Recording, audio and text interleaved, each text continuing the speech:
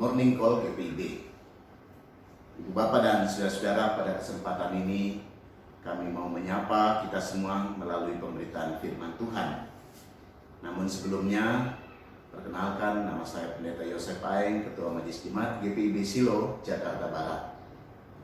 Baiklah, sebelum kita bersama-sama mendengarkan firman Tuhan, marilah kita berdoa, kita mohon pimpinan Roh Kudus.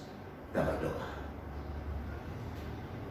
Ya Tuhan, mengawali kerja layan kami di hari ini, kami mau mendasarinya dengan firman-Mu. Oleh sebab itu, bimbinglah kami dalam kuasa dan pimpinan Roh-Mu yang kudus, serta pimpinlah kami untuk selalu melakukan kehendak-Mu. Demi Kristus Yesus Tuhan dan Juru Selamat, kami berdoa. Amin. Ibu Bapak dan saudara, pembacaan Alkitab yang akan menjadi perenungan kita di pagi hari ini diambil dari kitab Yesaya dalam pasal 41 ayat 1 hingga ayat yang ke-7 yang menyatakan demikian. Dengarkanlah aku dengan berdiam diri, hai pulau-pulau, hendaklah bangsa-bangsa mendapat kekuatan baru.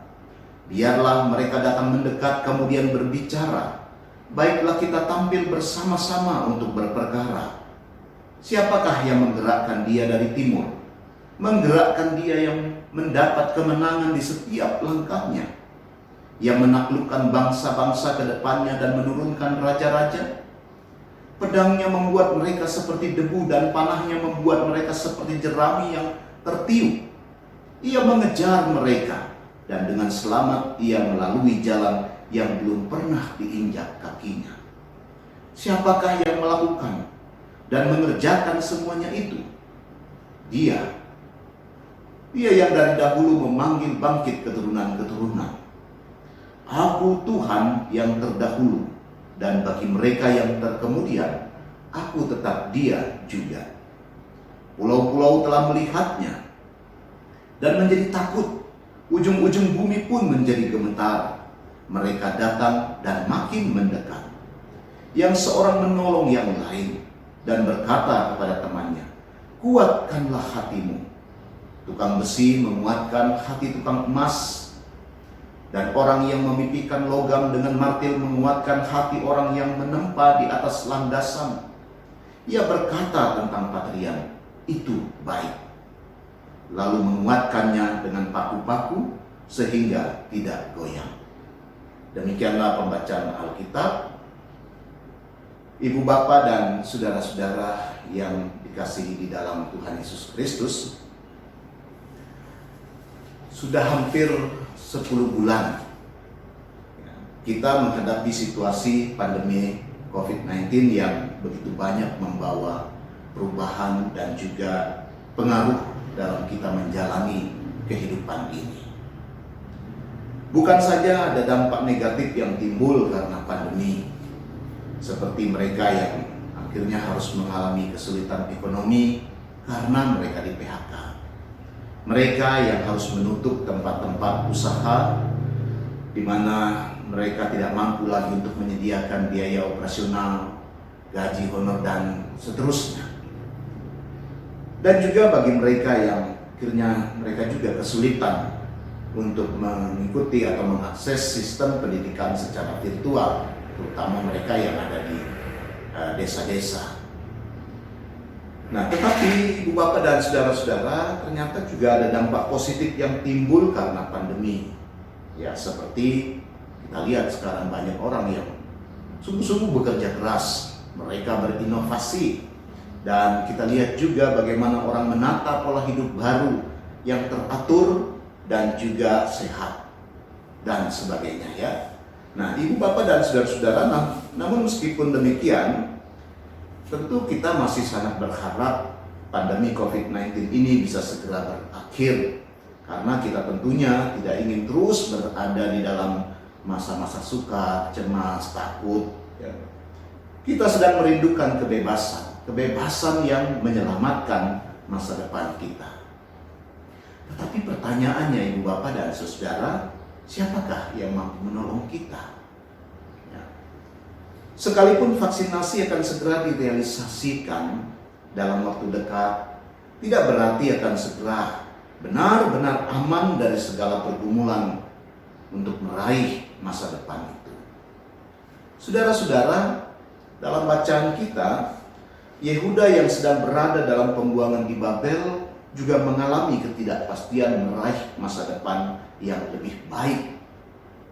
Mengapa lebih baik? Apakah di pembuangan mereka baik-baik saja? Saudara-saudara, sesungguhnya tidak ada bukti yang mengatakan bahwa umat Tuhan betul-betul menderita di pembuangan, walaupun itu memang ada. Ya. Selain karena tekanan kebudayaan dan juga agama Babel yang menjadi tantangan besar bagi mereka. Sebab pada kenyataannya kalau kita membaca kitab Yeremia, di sana dikatakan bahwa cukup banyak orang Yehuda yang tidak rindu untuk kembali atau pulang ke Yerusalem.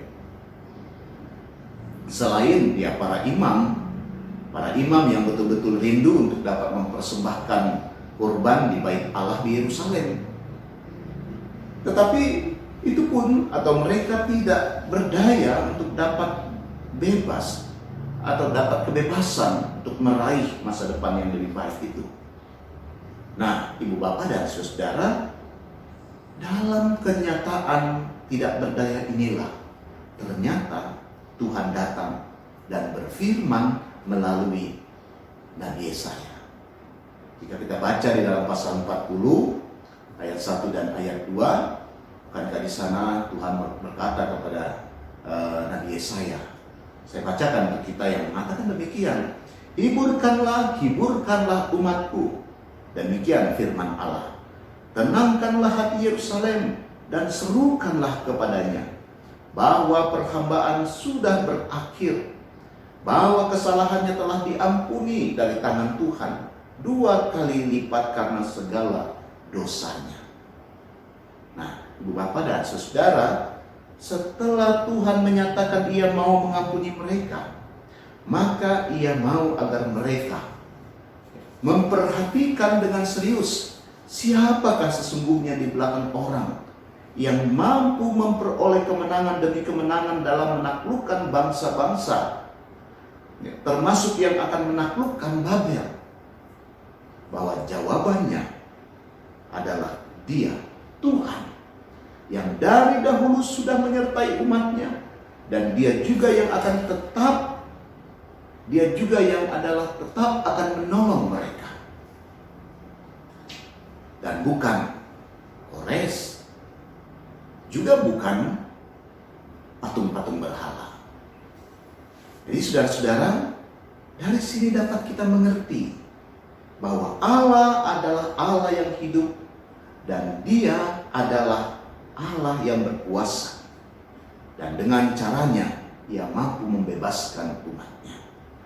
Sehingga umat tidak perlu lagi menjadi takut, mereka tidak perlu lagi menjadi cemas untuk dapat meraih masa depan yang baik itu. Karena ada Dia yang hidup, ada Dia yang tetap beserta dan akan menolong membebaskan umatnya. Saudara, kitab Pengkhotbah dalam pasal 3 ayat 1 mengatakan, untuk segala sesuatu ada masanya, untuk apapun di bawah langit ada waktunya. Jadi tidak terkecuali ibu bapak dan saudara, pandemi COVID-19 juga ada waktunya untuk berakhir. Karena itu tetaplah menaruh pengharapanmu kepada Dia yang adalah Allah yang hidup dan tetap akan berkarya dengan caranya yang ajaib. Sekalipun kita harus menghadapi pergumulan yang berat, janganlah pernah berhenti untuk tetap berkarya dan menjadi berkat bagi sesama. Amin. Ibu bapak dan saudara, mari kita masuk di dalam doa. Kita berdoa. Bapa Surgawi, kami telah mendengar firman-Mu yang hendak menguatkan kembali iman dan pengharapan kami di tengah gumul juang kami menghadapi berbagai perkara hidup. Kami bersyukur memiliki Allah yang hidup dan terus berkarya dalam dunia ini, terutama melalui karya kasih-Mu yang tetap setia mau menyelamatkan dan membebaskan kami. Tuntunlah terus hidup kami, serta ajarkan kami untuk dapat memaknai setiap kehidupan yang Tuhan perkenankan kami alami. Kami tetap serahkan perjalanan persekutuan, pelayanan, dan kesaksian gereja-Mu dimanapun Engkau hadirkan. Ya Tuhan, berkatilah setiap pelayan-Mu dalam mengemban panggilannya. Berkati juga jemaat-jemaat dalam menunaikan panggilan hidup, dan anugerahkan kami semua dengan kesehatan. Terima kasih Tuhan, dan ampunilah kami. Dalam nama Tuhan Yesus kami berdoa. Amin. Demikianlah program Morning Call, di mana kami boleh dan kesempatan menyampaikan firman Tuhan kepada Bapak Ibu. Tuhan memberkati kita.